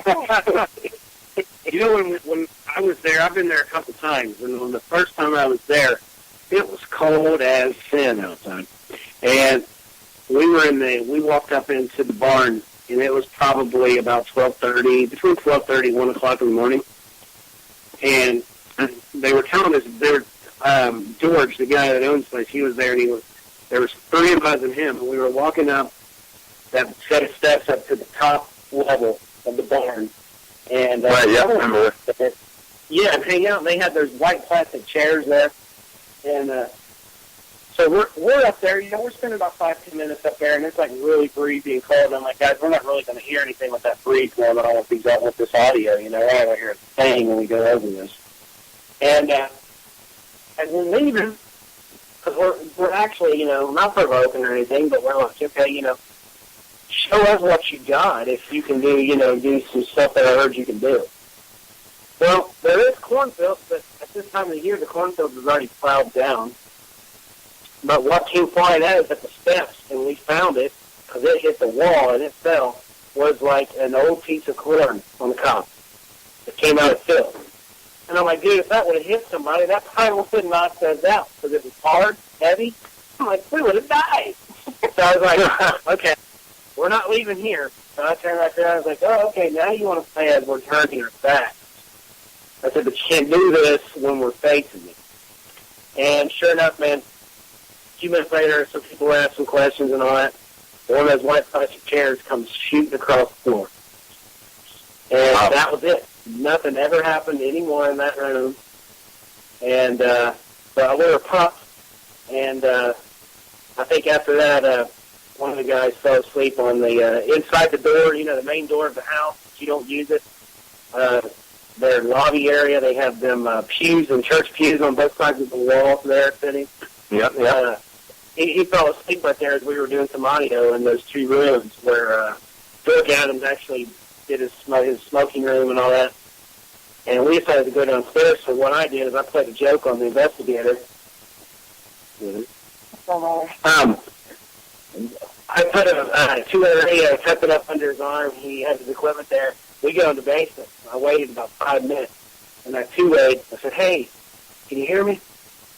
And finally, he grabs the 2-way, and I guess he's looking around because we can hear him. We're right underneath him. And he goes, where are you guys? I was like, we're in the room beside you. And he can hear me. He goes over to the other room. He says, no, you're not. I said, yeah, we are. We can see you. We were in the basement the time. I said, no, dude, we're in the basement. He goes, you left me up here by myself? I was like, yeah, we left you by yourself. Well, so I guess Lee's experience there, because I've not been, so Lee's experience there was definitely a little bit different than yours. Do you know of anyone else who was there that had anything remotely similar to you? No, I've never talked to anybody that's been there after that, but it makes me curious whether it was truly had to do with what was at Prospect Place, or was it because right after I went to Prospect Place, I went to Bobby Mackey's? I don't know. But I think it was all linked to me messing around with that Ouija board, and that door was open around me, and then I'm going into that place, and then I went into Bobby Mackey's, and I started going into trance there. This is just when my spiritual ability was just starting. It started out with the dreams, and I think that's why, these things kind of know that I'm going to be involved with darker cases. So they kind of, target you. Because, I've been visited by some nasty looking things. Oh, man. I remember, some hooded thing came to me in a lucid dream and was, choking me. And it was, in a creepy voice saying, the transformation. Whatever the hell that means. I've had some serious, I've seen a thing that, looks burnt like Freddy Krueger with, yellow glowing eyes and fangs, and he had a burnt pentagram on his top of his bald head, and, imprinted, pentagrams on all of his knuckles. I've seen, all one of the creepiest things that ever happened to me was I had this lucid dream in my bed that I was walking away from my bed, and I walked into the bathroom, never turned the lights on. This is my old apartment. And right as I looked up at the mirror, I knew I was dreaming. Something face-planted my face on the mirror. And as soon as my face hit this, like, lucid dream version of the mirror in my bathroom, my whole body shook and went into sleep paralysis. And this, like, voice that, like, reverberated from, like, inside me. And it goes, "I see you." And then, boom, I snapped up and, like, woke up. Like, months later, I was in my shower, and, like, there was, like, a shaving mirror in my shower, and then there it is, "I see you," formed on my mirror. It's like, oh, man. You can keep that stuff. I want to tell you, as a paranormal investigator, you know, if there's people listening that are interested in doing what we do, this is real. This is what Sean is saying is real. It can happen. I mean, it can happen to any investigation. It can happen to you going to these places that you pay to go to, you know, the lunatic asylums, all of these prisons and all of these places that pay for you to go because you're a thrill seeker. It does happen, and you can, you know, and that's something that I really am really positive about is, you know, these places that you go to and someone's there 24/7. They're, you know, I feel like, you know, 24/7, there's always someone there. There's people in there provoking. There's different groups of people, different energy. I feel that in time, and I guarantee you it's going to happen soon, is that, are you familiar with the Philip experiment? The what experiment? Philip experiment? Wait, that sounds familiar. That was on a documentary, wasn't it? Yeah, basically it was, they made a movie of it. Basically it happened in the 70s. The scientists actually, they took this home, no activity going on at all. They went in and they started making a story, a fake story. And they built it up and they started telling people, and they had different groups come into this house different times. There was a movie about it. And they built this, they created this spirit. And now everybody that goes into this home, they actually experience activity with this person. And that totally makes sense. Yeah, because, I mean, it's just energy off of us, and you're feeding this energy. It's just like, you know, it's there. Well, that just coincides with my belief. I mean, because when I started astral projecting and having out-of-body experiences, seeing myself sleep, stuff like that, I wrote a book about astral projection, and this guy just explains the astral world and, like, the rules of it and what can happen and how affected the astral world around you is by your thoughts, how you can create things and stuff like that. And, you know, look at what people explain about poltergeist entities. They're actually created by some sort of emotional distress that actually creates this energy that actually starts, you know, throwing shit around. I think that coincides with someone where you have synergistically a group of people going in with the intent to create some sort of story. People have no idea how powerful a mind is. I mean, I saw a book about some psychic stuff where, you know, a person would have their thumb up, hypnotized, and they were told that, like, a hot pin was touching their thumb, and, you know, the thumb started to blister, yet there was nothing that even touched the thumb. That just shows you, like, a little instance of how powerful our mind is, and that's why I totally believe in, like, the law of attraction and how, you know, our thought process is exactly what we're going to get. It's better to focus on the things that you want to happen and focus on the things that you want to happen as if they were already yours, rather than sitting there focusing on negative things. Because that's what you tell the universe, you know, you want more of, and that's exactly what you're going to get. Just like they say with the secret, you know, you trip over something in the morning, and you're like, wow, this is going to be a really shitty day. And most of the time, it is a really shitty day because you're already putting that energy out to there like that. You already said it at the beginning of the day, you know, so it's going to, if you wake up and say, oh, it's going to be a great day, you know, it's going to be a great day. Yeah. Because, you know, that's what I'm getting, you know, and I've had a few people on our show, and I've been talking about it, and, you know, I had some shamans on the show, and Jerome Howe, he's a great shaman here in Ohio, and, you know, his theory is the same, is that, you know, I just feel like what they're doing at these locations where you pay to go, and there's always someone there 24/7, every day of the week, of the year, But if there's spirits there, they're used to all this nagging that they're hiding in the corner, and eventually the beast is going to come unleashed. And somebody's going to get hurt, And these people that are making the money, they don't care about that. They don't understand what kind of life danger they're putting these people in. Right, especially where there's places where negative events have occurred, where that imprint is on the planet forever, whether it's a residual negative entity or if it's an intelligent negative entity, and that's where these attachments can begin, to happen and follow people home, and whether it's that night or next month or 5 years from now, because that's why I talk about these demonic stuff. Is that there's no conception of time in the spirit world, so these negative entities know, it's blacked out on the calendar, whether it's next week, next month, or years from now, and they know exactly when to come in and start wreaking havoc into your life, because they're going to get the most out of victimizing their host or victim in general. Yeah, absolutely, and I just feel that it's in time something's going to happen, and I hope it does, and because everybody, I don't want to see somebody get hurt, but things, it can happen. I mean, it's like that's just like bullying someone too long, and eventually they're going to come out and they're going to punch and they're going to hit, and it's going to wake you up. Yep. That's what I like to call spiritual rules of engagement, because, it's not like God can protect us. We go into these things because we're using our free will. And by using our free will, that's where we put ourselves at risk if we are careless with our actions. And that's where the key lies with, dealing with hauntings and getting involved with the paranormal at any level, because it could be just as dangerous on your first night as it is, not until your 100th night. You're not a kid. Yeah. But, we got a few more minutes left. I mean, great conversation here with you guys. I appreciate you having us on, and I appreciate everybody watching the show. Again, we will be on it. We'll be doing a couple others. I'm also working on a project of our own. Hopefully it happens this year. The book's coming out. We'll let everybody know that when it happens. But you can check us out. We're on Facebook, Paravisions Paranormal. It's P-A-R-A-V-I-Z-I-O-N-Z, Paranormal. Or you can go to our website at paravisions.com. And we try to keep it up to date right now. We're just a holiday.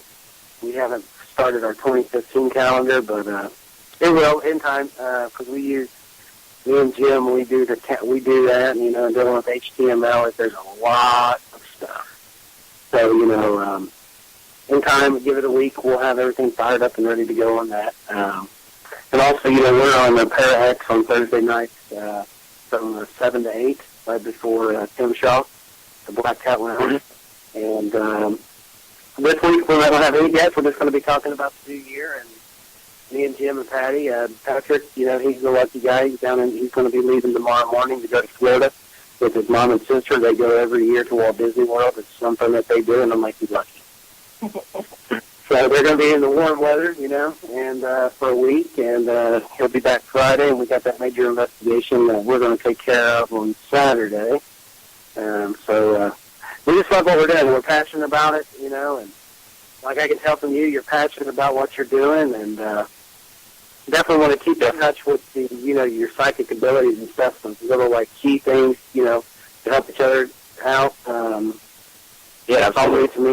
Even it's just been 4 years, but I'm still learning. Some things come to me, and that's what I've been told is, hey, you're always second guessing everything you're doing. Don't second guess. I'm hearing that a lot from me. Don't second guess.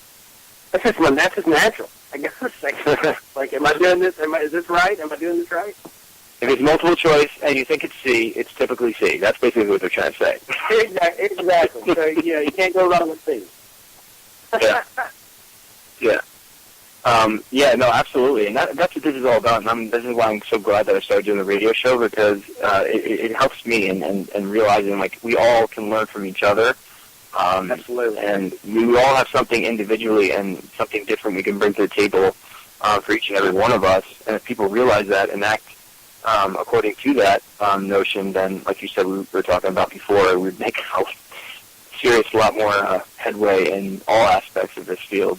But, all we can do is, the people, like yourselves and myself, we're passionate about it. We want to help people. Is just keep moving forward, and whatever information we can pick up on the way to make us a better investigator, a better spiritual person in general. I think that's all what we can do and what God expects from us. There you go, man. You nailed it. Exactly. That's how we see it. Yeah, and that's it. Guys, thank you so much for coming on. It's been really, really great talking to you guys, and definitely keep in touch. And I want to hear about your first demonic case as soon as you get it, so I can get a little giggle from it. You'll know. That'll be the first person to take it. Good. Well, thanks again. Man. We really appreciate it. Had a good time. Absolutely, guys. You guys have a great night. All right, take care. Everyone, thank you for listening, and we'll be back in 2 weeks. Have a great night.